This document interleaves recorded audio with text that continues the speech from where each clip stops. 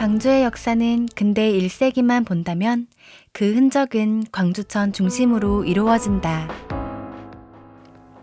광주천은 광주를 대표하는 무등산에 묻혀 실제로 조명을 받는 기회가 없었다는 평가가 있다.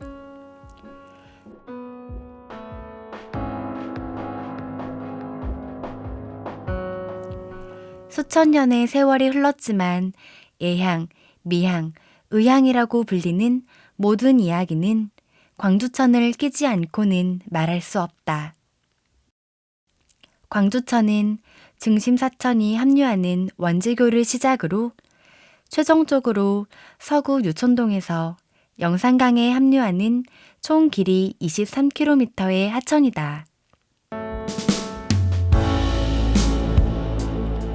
다리인지 도로인지 도무지 분간이 안 되는 고가다리를 빼더라도 광주천에는 무려 30여 개나 되는 다리들이 놓여 있다.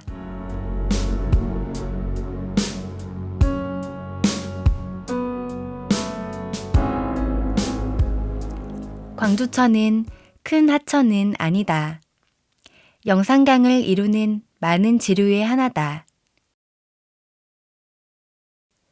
그럼에도 불구하고 광주천은 광주라는 거대한 도시를 만드는 뿌리이기 때문에 주목하는 이유다.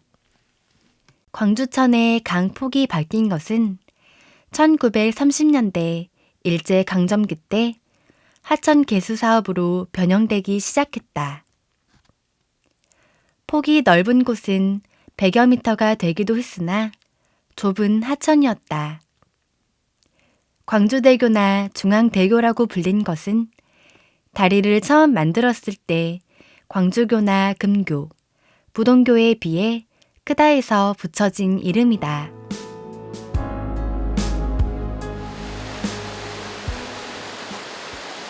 현재는 인위적으로 강 수위를 관리한다.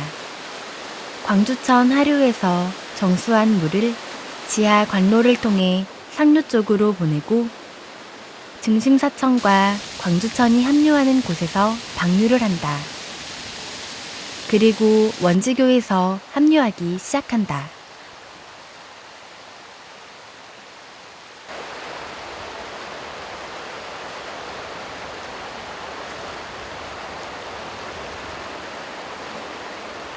광주천 주변에는 여러 개의 뽕뽕다리가 있었다. 1986년에 박림동의 뽕뽕다리가 마지막으로 사라졌다. 대표적인 뽕뽕다리는 현재의 발산교 자리에 설치된 것이었다.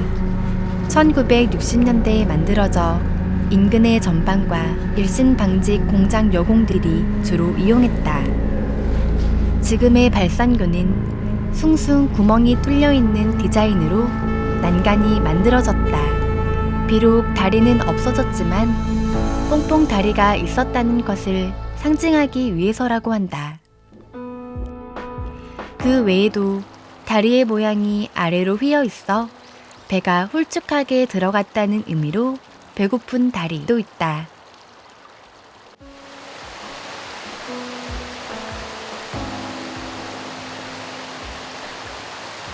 광주천은 몇 개의 하천이 모아져서 만들어졌다. 가장 큰 하천은 증심사 쪽 계곡에서 내려오는 증심사천이 있고 누문 동쪽에서 합류하는 동계천이 있었으나 가장 먼저 복개되었다. 그 위로 대인시장이 들어서 있다.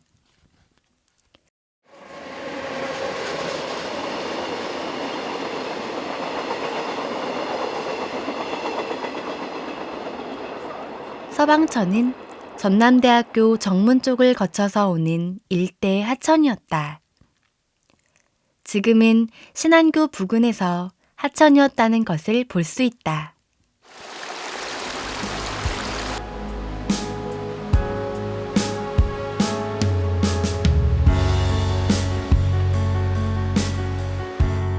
극락천은 주월 무등시장 쪽을 관통해서 흐르는 샛강으로 역시 복개되었다. 이 4개의 지천이 모아져서 광주천이 되었다. 하지만 4개의 하천은 모두가 복개되었다. 그나마 지천 모습을 유지하고 있는 것은 증심사천 뿐이다.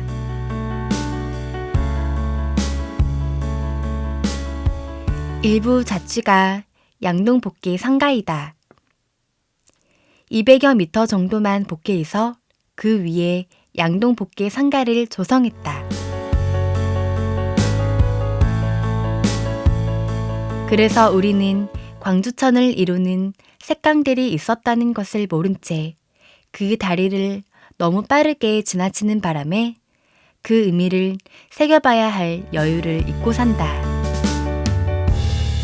강주천은 이제 그 상류를 기준으로 해서 저안과 우안으로 나눕니다. 강주천 주변에 도시가 처음 생길 때쯤은 아마 통일신라 시대 때부터 기록이 남아 있는데 주로 생겼던 것은 강주천의 그 우안 쪽이었어요.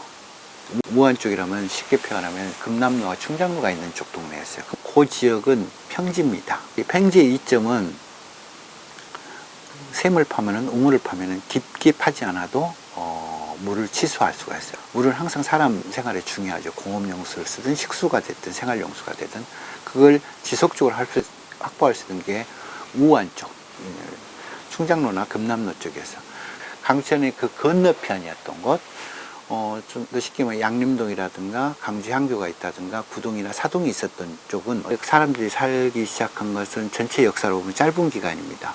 조선시대 때 1890년대에 강주에 왔던 지도 군수였던 오행묵이라는 사람이 잘부가 강주 시내에 있다 보니까 업무 보고차 올라오는 여정을 기록이 있어요.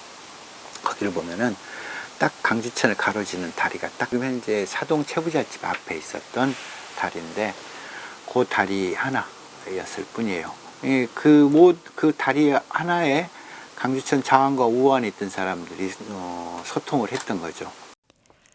부동교는 1920년대 조선인 전용 다리로 불리기도 했다.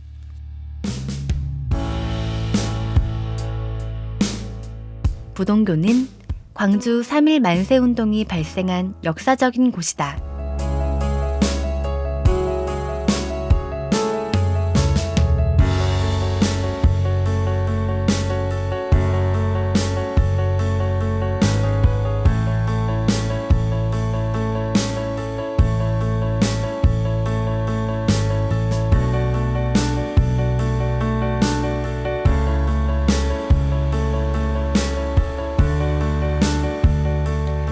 광주천을 앞으로 생태적으로나 아름다운 하천을 만들려고 한다면 많은 지역민들이 함께 고민하거나 논의해야 할 과제다.